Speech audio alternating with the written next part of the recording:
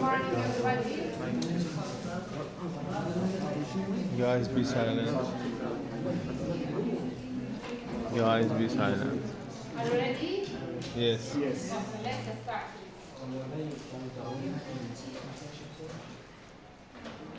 Good morning, everybody. I'm Saripu from Immunology Department of Medical Faculty.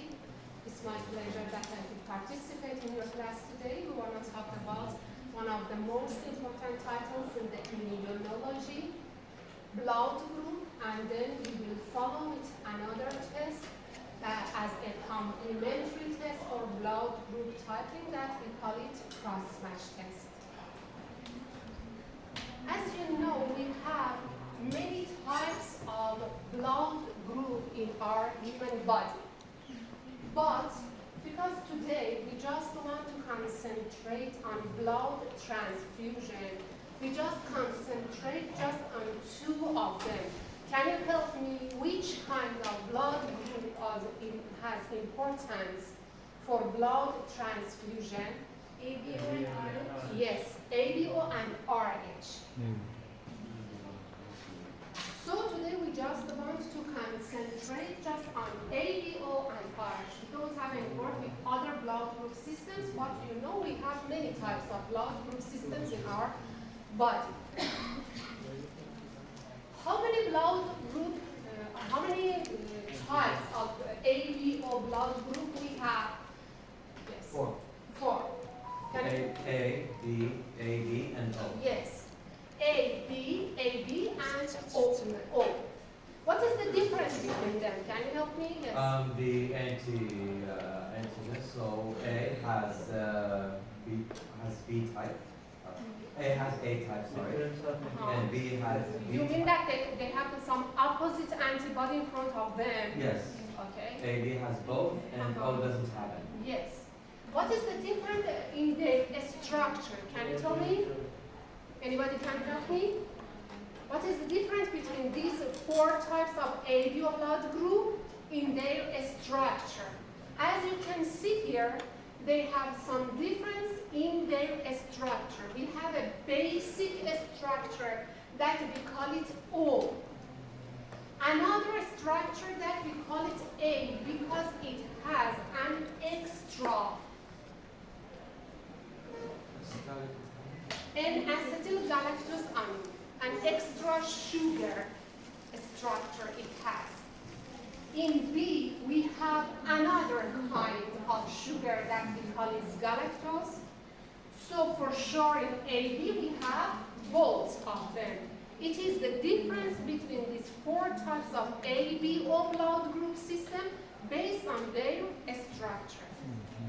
And of course, as your friend told us, in front of each of them, you know, when we tell about the ABO blood group, it means that we are talking about some antigens that you can find them on the surface of our RBCs. For example, if you are group A, it means that you have the antigens of A on the surface of the RBCs. When you are B group, it means that you have B antigens on the surface of the RBCs. For AB, you have both antigens on the surface of the RBCs. And for group O, you don't have any antigens on the surface of your RBCs. But naturally, in our body, in front of each antigen, as again your friend told us, we have the opposite antibody of that in our serum.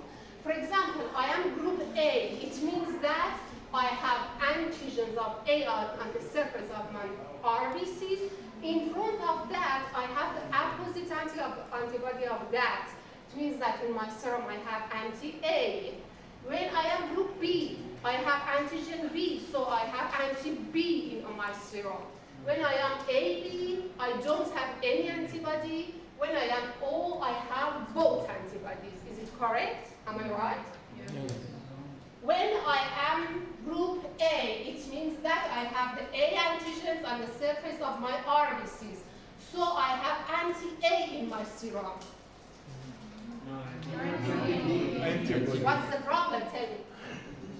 if you have anti-A in your serum, then it would attack the red blood cells and yours. So when I am group A, it means that I have antigens A on the surface of my RBCs, and I have anti-B in my serum, not anti-A. So based on this diagram, you can see all of that with each other. Group A, you have antigen A and anti-B in your serum. You have antigens B on the surface of the RBC, anti-A in your serum. When you are AB, you have both antigens, so you don't have any antibody in your serum. When you are O, you don't have any antigens on the surface of your RBCs, but you have both anti-A and anti-B in your serum. Is it clear? Yes. Any question? No. Okay. In the laboratory, for detecting, and you can see again the difference between the structures of these four groups of A, B, O in this diagram. And about another factor. For sure you hear about that. For example, you tell me I am A positive, I am AB positive, ABO blood group, something like this. What is the meaning of negative or positive for ABO blood group? For rhesus factors, so positive means they have, negative they do not. Yes. You know the RH factor or rhesus factor that they extract this name from this monkey because the first time when the scientists finding for some factors in the blood of this rhesus monkey, they can find some factors. Please pay attention. RH is not an antigen. As I explained for you about ABO blood group, AB and AB are the antigens on the surface of the RBCs, but RH is not an antigen. RH is a factor that at the first time the scientists can find them on the surface of erythrocytes. And because of the name of this monkey, they call them rhesus factor or RH factor. Again, you can find the RH factor on the surface of erythrocytes or RBCs. For detecting the RH, we don't need any serum or plasma because we don't have this factor in the plasma. And we don't have any antibody because it is not an antigen. So we don't have any antibody opposite of that in the serum like ABO blood group. But commercially, some companies can produce some factors, I mean anti-factors. As you know, we have two factors in genetics for RH factor. For RH factor in genetics, we have two alleles. One of them is big D and another one small d. If you are big, you are RH positive. If you are positive, big D, small d, you are negative. And if you are, for example, if you are DD, you are RH positive. When you are big D again, you are RH positive. Just if you are small d, it means that both alleles are very small, you are RH negative. This is a factor as an allele in the genetics. Some companies can produce this factor commercially, that we call it anti-D. And you can use this commercial factor for detecting the positive or negative or RH in the laboratory. I will show you how you can detect both ABO and RH factor in the laboratory. Just remember, they are antigens. In front of that we have antibodies, but RH is not antigen. It is a factor. And we have just a factor as anti-D in the laboratory, and we can detect by that RH factor. Any question? Okay. Let's have a look at the types of the ABO RH antigen. Based on my explanation, You know that we have 4 ABO blood group types, and maybe they are positive or negative based on RH factor. So, in the laboratory, today in the laboratory, we want to detect ABO blood group and RH factor. At the beginning, forget about the RH factor. We just concentrate on blood typing, and we want to type the ABO blood group, just it. In the laboratory, we have 2 methods for ABO blood group type. The first one, we call it direct method or cell type. Why we call it by this name? As I explained for you, we have the antigens of ABO blood group on the surface of the RBCs. In the laboratory, when you have RBCs, for example, today you have a tube that it contains of RBCs. When you want to detect the antigens of ABO blood group by RBCs, you are searching the antigens on the surface of the RBCs. We call it direct method or cell type. You directly can arrive to the antigens of the ABO blood group type on the surface of the RBCs. We call it cell type or direct method. But when you have serum, you don't have any RBCs. You have serum. Do you have any antigens of ABO blood group type in the serum? No. We don't have any antigens of ABO blood group type on the surface of the, in the serum.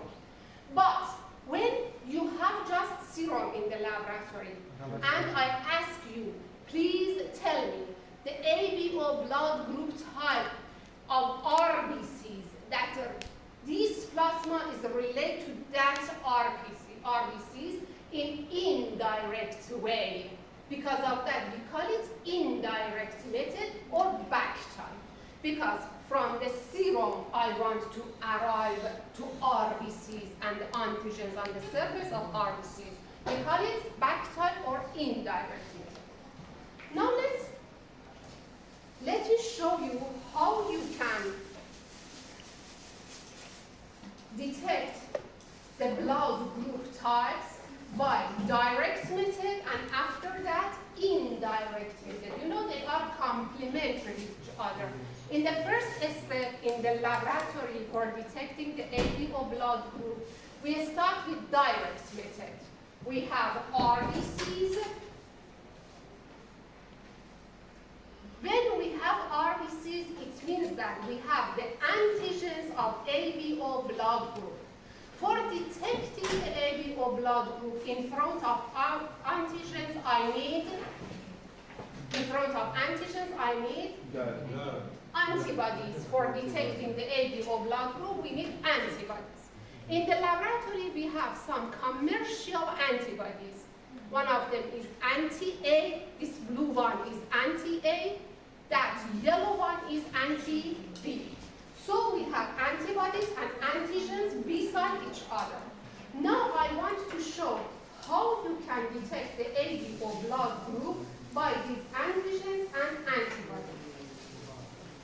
For detecting the ABO blood group, we need a white surface, something like a tile. You need a surface that it is better it will be white because you want to detecting the agglutination on the surface of that. At the beginning, I mix all of the mix the body in this way by this pipette. I mix my blood very gently, and after that, I take a little of blood. I put 1 drop in one side and 1 drop in another side. On 1 drop, I add anti-A, and for anti-B again, I add on another drop. And now you have an empty tube. You can use it for mixing the blood and anti-A or anti-B with each other and spread on the surface of your tile as a size as a coin, something like this. After that, I clean my tube with tissue, and after that, again, I mix in another side and spread on the surface of my tile, again, as size as a coin. And after that, you can see the surface of your tile. Something like this picture. If you see some very small particles, something like this, maybe you can see it.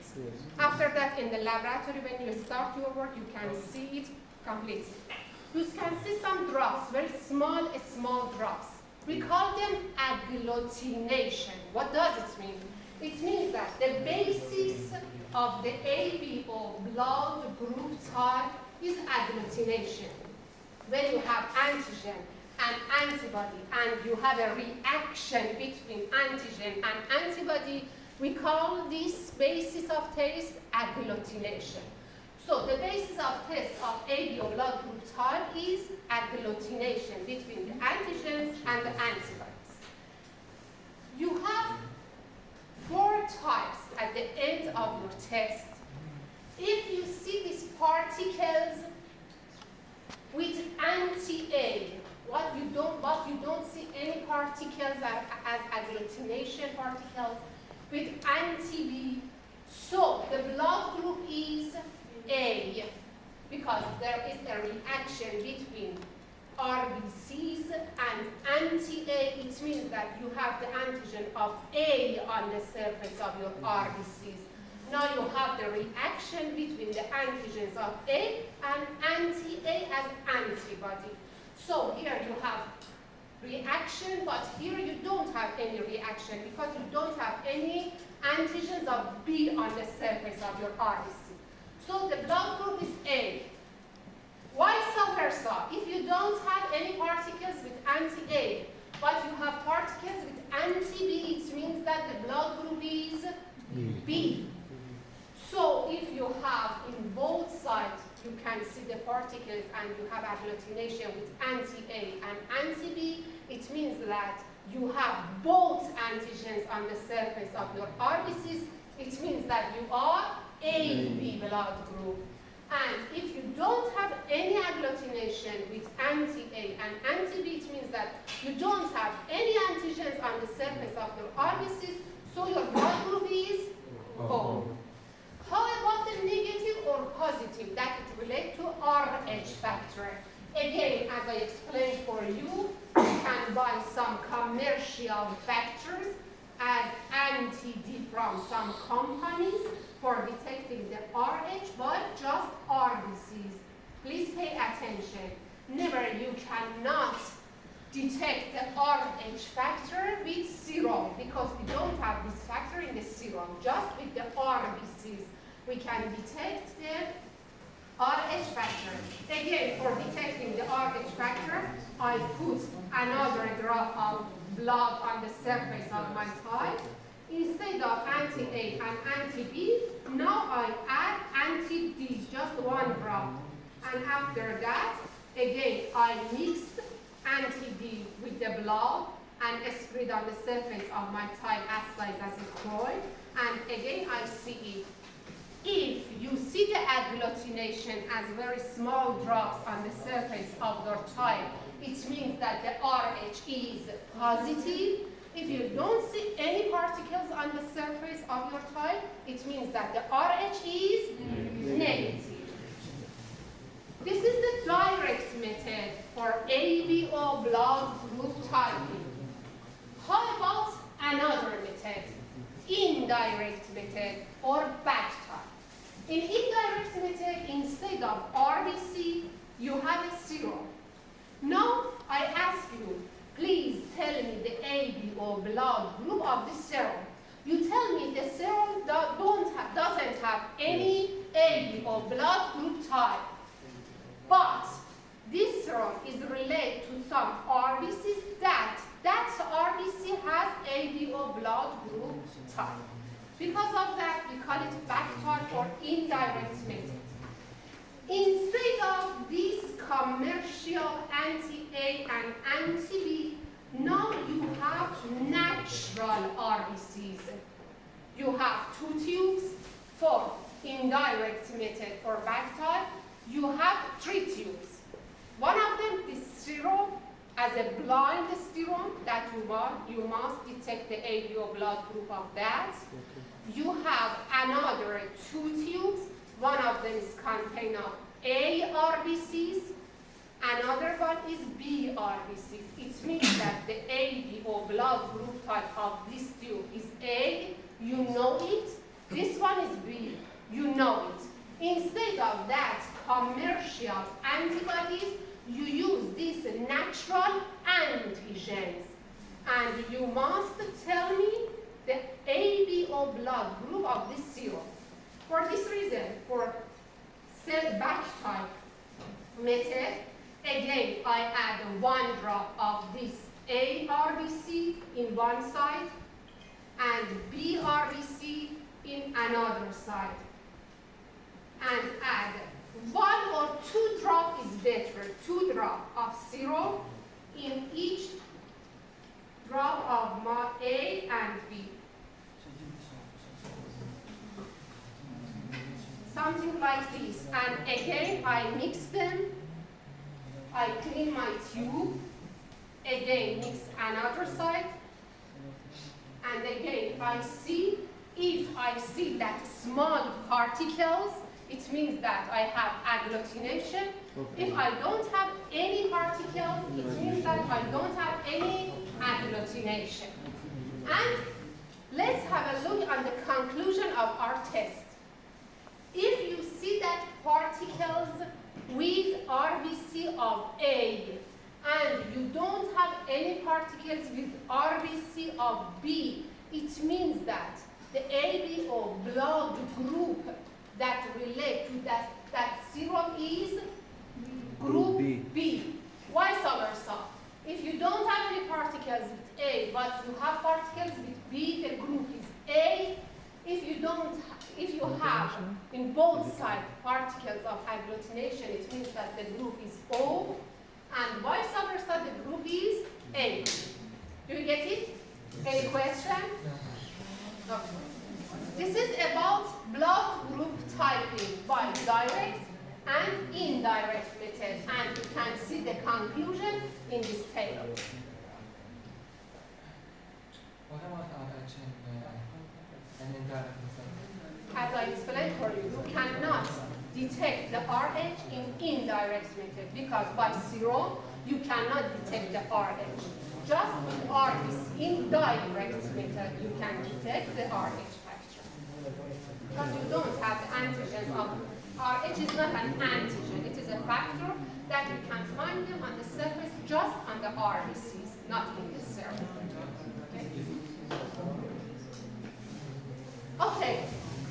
In blood transfusion in the hospital as a doctor, when you ask from the laboratory to send for you some blood for your patient in the surgery, for example, you need blood transfusion. In the laboratory, before sending that blood for you, for your patient, first we do ABO blood group type in cell type method and another back type method, and after that, before sending that blood to you in the hospital, before blood transfusion, and after ABO blood group typing, we must follow with another that it is so important test before blood transfusion that we call it ABO cross-match test. Please pay attention to this section. As a doctor, it is so important for you to know before blood transfusion what should the laboratory do on the blood, and after that they send the blood for you for transfuse to your patient. We call it cross-match test. Why? Because we have a cross reaction between the donor's serum and recipient RBCs or vice versa. We have two methods for cross-match test. One of them is minor, another one is major. There is not any difference between them in the steps of the method. We don't have any difference between them. Just in the first step, maybe in the first step you use the serum of donor and their RBCs of recipient. If you do vice versa, the name of the method will be, for example, minor or major. Forget about that. It relates to the laboratory that they do this test for you. As a cross-match test, we need the serum and RBC. This, for example, the serum of donor and the RBCs of the recipients. First step in the laboratory, we put 3 tubes.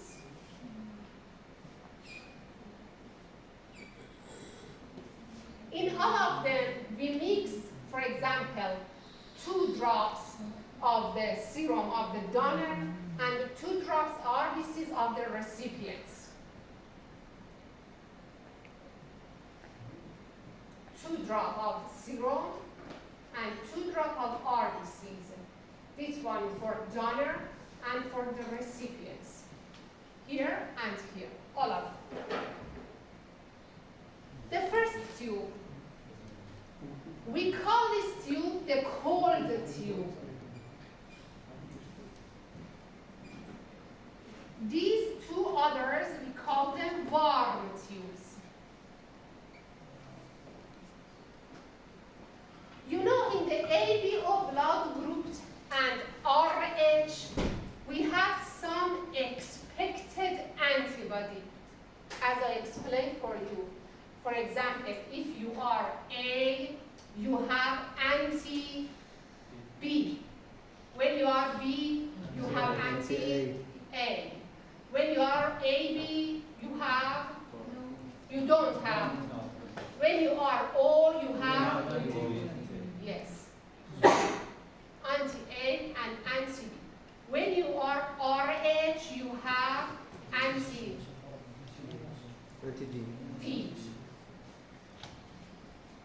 But you don't have any anti-D naturally in your body like ABO.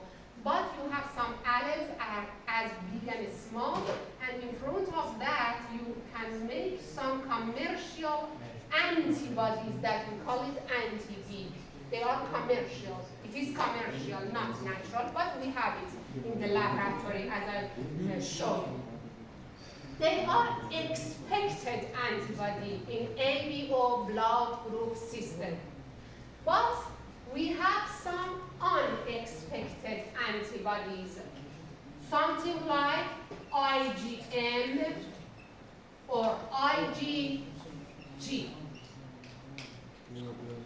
This IgM is an unexpected antibody for ABO blood group system.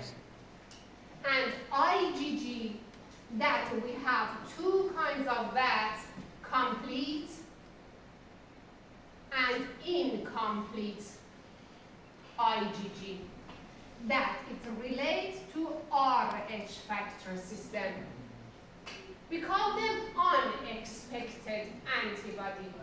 After ABO blood group typing and before blood transfusion, in the laboratory, we must do this test as cross-match test for detecting unexpected antibodies, something like this and this. How? Let me explain for you. In the first tube, we want to detect the cold antibodies. What does it mean? It means that you can detect this antibody in the room temperature. Because of that, we call it cold tube for detecting cold antibodies like IgM in the room temperature.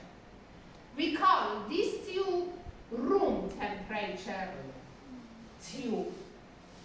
Just we mix 2 drops of serum of the donor, 2 drops RBCs of the recipient, mix them and put it as incubation time in the laboratory. And after that, we centrifuge this tube and we can see the results.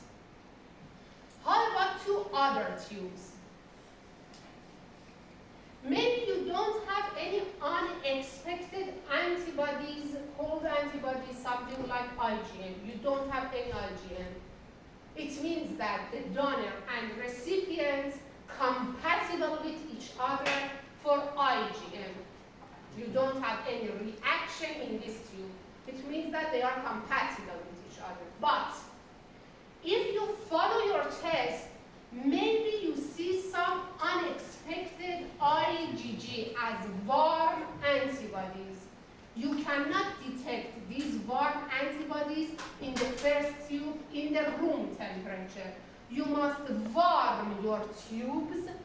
If there is contamination between the unexpected antibodies like IgGs between donor and recipient, you can detect them in the second and the third tube.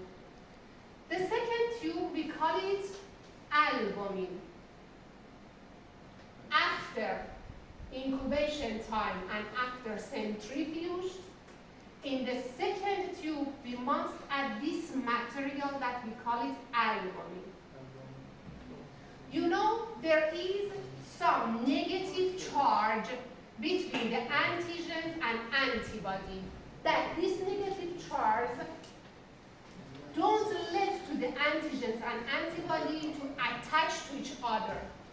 By decreasing of this negative charge with albumin, the antigens and antibody can attach to each other.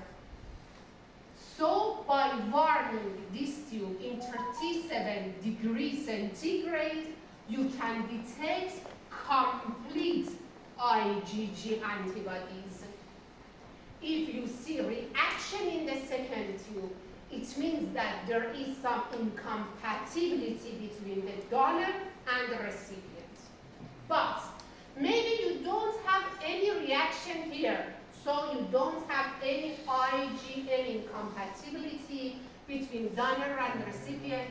Maybe you don't have any contamination here. It means that you don't have any incompatibility between the donor and recipient in complete IgG. But maybe if you continue your test in the third tube as indirect combs, we call it indirect combs, by adding another material as anti-antibody, that we call it anti-human globulin.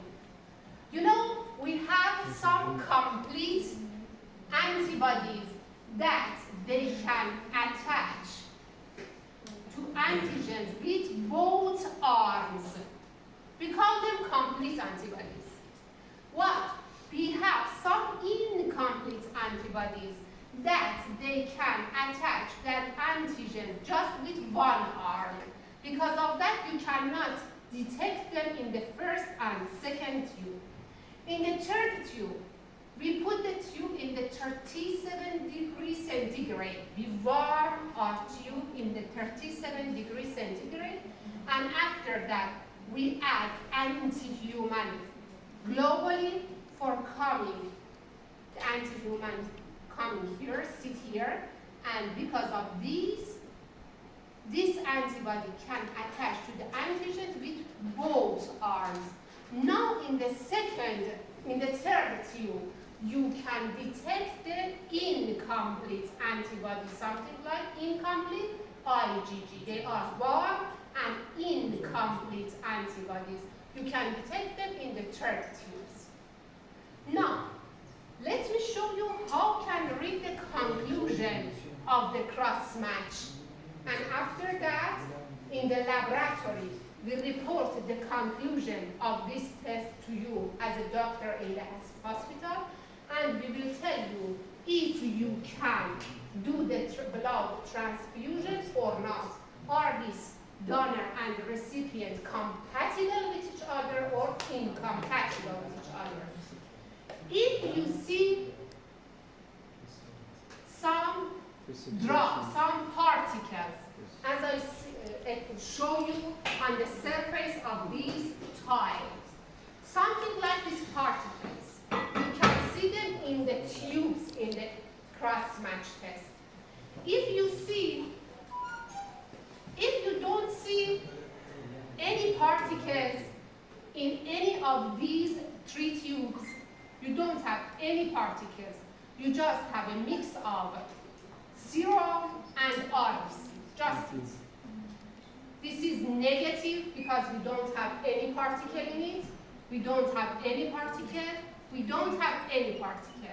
It means that the donor and recipient compatible with each other. We don't have any contamination in IgM as cold antibodies in ABO blood group system. So as a doctor, you can do the blood transfusion. They don't have any problem with each other. He or she is a good donor for this recipient. But if I see in the laboratory, if I don't see any drops in the first tube, when I start my test in the laboratory as a lab technician, I don't have any particle in the first tube. It means that there is not any problem for IgM. But I must continue my test. Maybe I see the particles in the second tube. It means that there is contamination between the donor and recipient for complete IgG. So, as a lab technician, I report for you, he or she is not a good donor for this recipient, and please stop the blood transfusion. We must find another donor because they have contamination in complete antibodies in IgG, and they are not compatible with each other. But maybe again, I don't see any particles in the second tube, but at the end of the time, I can see some particles in the third tube. Again, I tell you as a doctor, please stop the blood transfusion. They are incompatible with each other. Why? Because they have some reaction in the incomplete IgG as warm antibodies, because I see some particles in the third tube. If you see the particles just in one tube, for example, in the first tube, or second tube, or third tube, even if in one tube, you must stop the blood transfusion. They are incompatible. I mean the donor and recipient. They are incompatible with each other. But if you don't have any particle in any tube, they are compatible with each other. Maybe you see just particles in the second tube and third tube. Maybe you see these particles in all of the tubes. They are incompatible. Just in one. If you don't have any particles in any tube, they are compatible. Even if you see the particles just in one tube, they are incompatible, and you must stop the blood transfusion. Is it clear? Yes. Is there any question? What's the difference between complete and incomplete? Difference between complete I and explain for you. We have two kinds of antibodies. Some of them, we call them complete, some of them incomplete. When the the antibody has 2 arms. Yes. If the antibody can attach to the antigens with both 2 arms, this is complete. And you can detect it just by warming 37 degrees centigrade, you can detect it if there is any IgM count. But some of the antibodies, they are incomplete. They cannot attach to the antigens with both arms. They attach to the antigens just with 1 arm. And you have a free arm here. Because of that, you cannot detect it. You must add another antibody, extra antibody in it. We call it anti-human globulin. This anti-human globulin comes here attached to that free arm, and this helps to the antibody to attach to the antigens. Now, when the antigens and antibody attach to each other, in the third tube you can detect it by warming and adding anti-human globulin. Is it clear? Yes. Just one question. Yes. So if we see agglutination in the second tube, the third tube is not needed because we already know. Yes, it's in the compound. laboratory, when you see, that's good question. In the laboratory, when you see the particles in the second tube, we stop the test and report for you, please stop the blood transfusion because I see the particle, for sure I will see the particles in the third tube and we will stop. Is it necessary to explain in Farsi again for you? No. No? No. Everything is okay? Yes. Everything is clear? Yes. Any question? No. Okay. Have a very small break, and after that we will go to the laboratory. Okay.